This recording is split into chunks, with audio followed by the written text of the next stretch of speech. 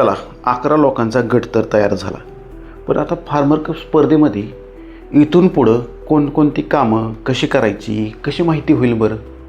काय करावं लागेल नेमकं याचं सगळं? गणपतराव अजिबात टेन्शन घेऊ नका.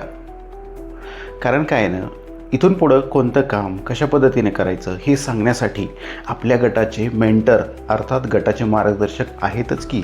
हे मेंटर आपल्याला दर आठवड्याला किंवा 4-5 दिवसाला आपल्या गटाचा व्हिडिओ कॉल घेणार आहेत आणि या व्हिडिओ कॉलच्या माध्यमातून आपल्या गटाचे मार्गदर्शक आपल्याला दर 4-5 दिवसांनी मार्गदर्शन करणार आहेत. हो गणपतराव, त्यासाठी तुम्ही काय करा, तुमच्या गटात जे सदस्य आहेत त्या सर्व सदस्यांचा मिळून एक व्हॉट्सअप ग्रुप तयार करा आणि या व्हॉट्सअप ग्रुपवर आपल्या गटाचे मार्गदर्शक अर्थात मेंटर यांना सुद्धा ॲड करा. या व्हॉट्सअप ग्रुपवरतीच व्हिडिओ कॉल करून गटाचे मेंटर आपल्याला मार्गदर्शन करणार आहेत.